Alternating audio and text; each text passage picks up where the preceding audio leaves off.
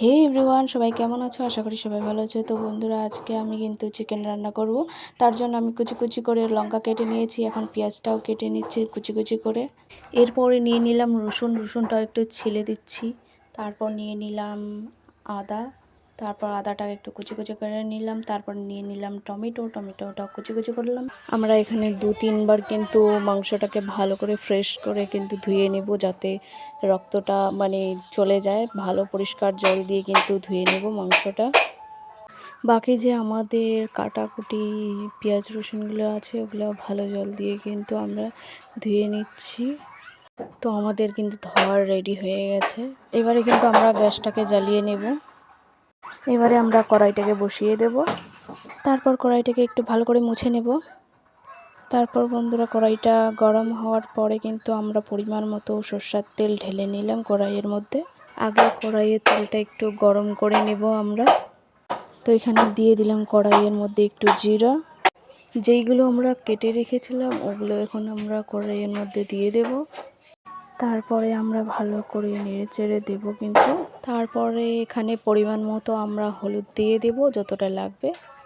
তারপরে এখানে নিয়ে নেব লবণ পরিমাণ মতো 2 চামচ।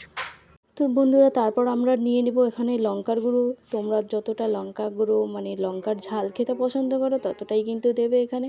আমি নিয়ে নিলাম এখানে 3-4 চামচ লঙ্কার গুঁড়ো। আর মাংসের মধ্যে কিন্তু ঝাল খেতে অনেক ভালো লাগে।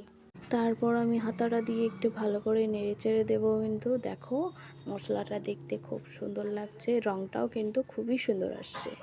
তো দেখো বন্ধুরা, এখানে 5-10 মিনিট নাড়াচাড়া করার পরে কিন্তু রঙটা এত সুন্দর আসছে, অসাধারণ দেখতে লাগছে, মনে হচ্ছে জিভে জল চলে আসছে। তারপরে এখানে আদা বাটাটা দিয়ে দিলাম। তারপর দেখো বন্ধুরা, এর মধ্যে কিন্তু আমরা এক এক করে কিন্তু চিকেনটাকে দিয়ে দেব।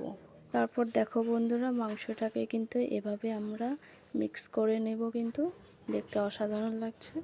বন্ধুরা, এখানে আমরা 10 মিনিটের মতো নাড়াচাড়া করে দেব মাংসটাকে। তারপর চিকেনের মধ্যে আমরা আলুগুলো কেটে রেখেছিলাম সেইগুলো কিন্তু এখানে দিয়ে দিচ্ছি। দিয়ে দেওয়ার পরে কিন্তু একটু নেড়ে চেড়ে দেবো আলুগুলোকে।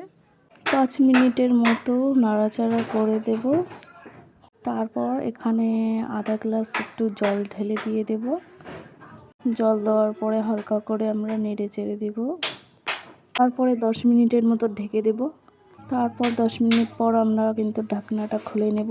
এই দেখতেই পাচ্ছ খুব সুন্দর বুলবুলি কাটছে। তারপর আবারও আমরা ভালো করে নেড়ে চেড়ে দেবো কিন্তু মাংসটাকে, যাতে নিচে না লেগে যায়। পরে এখানে নিয়ে নেব 1 চামচ পরিমাণ মতো জিরা গুঁড়ো। তারপরে আমরা এখানে দিয়ে দেব মাংসের মধ্যে গরম মশলার গুঁড়ো। তারপরে এখানে দিয়ে দেব মিট মশলার গুঁড়ো। তারপরে এখানে কিন্তু সবজির মশলাটাও ছিল, সবজির মশলাটা একটু হালকা করে 2 চামচ দিয়ে দিলাম। তারপরে এখানে কিন্তু মশলাটা দেওয়ার পরে ভালো করে নেড়ে চেড়ে দেবো, যাতে একসাথে মিক্স হয়ে যায়।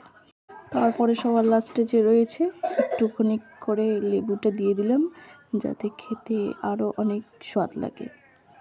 বন্ধুরা, রান্না করতে করতে আমাকে কিন্তু অনেক গরম লেগে গেছে, তাই আমি আমার জন্য লেবুর রস বানিয়ে নিলাম।